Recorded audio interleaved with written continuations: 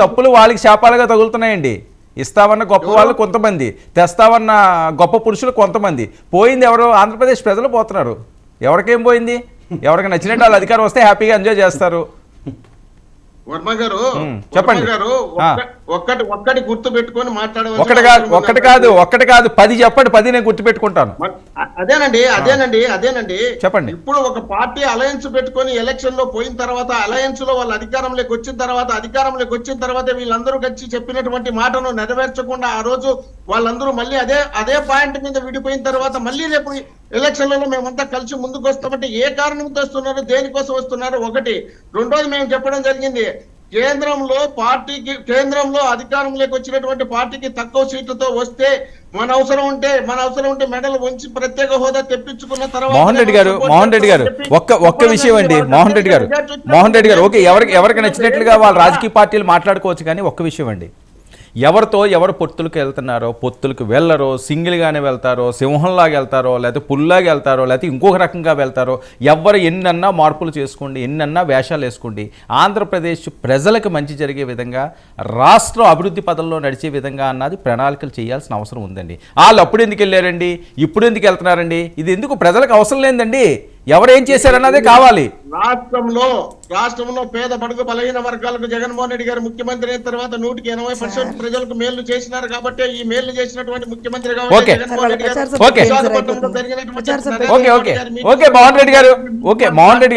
రెడ్డి గారు ఈ రాష్ట్రానికి మేలు జరగడం కోసమే మేము ఉన్నాము. మాకు ఖచ్చితంగా ఈ రాష్ట్రం మేలే మేము ముఖ్యము, మాకు మీతో ముఖ్యం కాదని నరేంద్ర మోడీ గారి ముందరనే జగన్మోహన్ రెడ్డి గారు చెప్పడం జరిగింది. కాబట్టి ఈ రాష్ట్రమే సర్వం మేము మోహన్ రెడ్డి గారు మనం ఎంత వాదించుకున్నా, ఎవరు ఎంత చెప్పుకున్నా, వినండి కాదండి, ఎవరు ఏ రకంగా ఏ పార్టీ వాళ్ళు ఎలా వాదించుకున్నా మనస్సాక్షి అనే ఒకటి ఉంటుంది.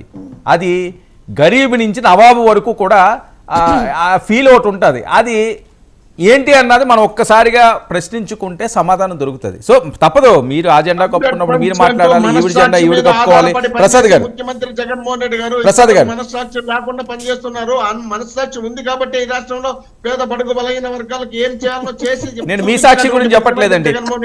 ఒక నిమిషం ప్రసాద్ గారు, ఇప్పుడు ప్రత్యేక హోదా అన్న అంశం ఇవన్నీ అటకెక్కించేశారు బీజేపీ వాళ్ళు ప్రణాళిక తెగించి. ముగిసిపోయిన అధ్యాయం తప్ప ఇంకో సమాధానం ఇవ్వట్లేదు పార్లమెంట్ సాక్షిగా.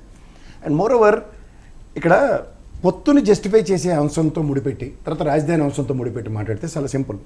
ఎప్పుడైతే తెలుగుదేశం 2 సీట్లు అనౌన్స్ చేసిందో, పవన్ కళ్యాణ్ గారు కూడా పార్లల్గా 2 సీట్లు అనౌన్స్ చేశారు. అండ్ మోర్ ఇవాళ 175 నియోజకవర్గాల్లో, ఇందాక నేను సోదరుడు సరిగ్గా వెళ్ళలేనట్టుకుంది, నేను మళ్ళీ చెప్తున్నా, 175 నియోజకవర్గాల్లో ఇవాళ బీజేపీతో పొత్తు ఉన్న దాంట్లో వాళ్ళు ఎన్ని సీట్లైనా నిలబడినివ్వండి, ఆయన ఒక ప్రైమ్ ప్రచారకర్తగా ఖచ్చితంగా వాళ్ళకి ప్రచారం చేయాలి. అవును, ఈజ్ ఏ స్టార్ క్యాంపెయినర్.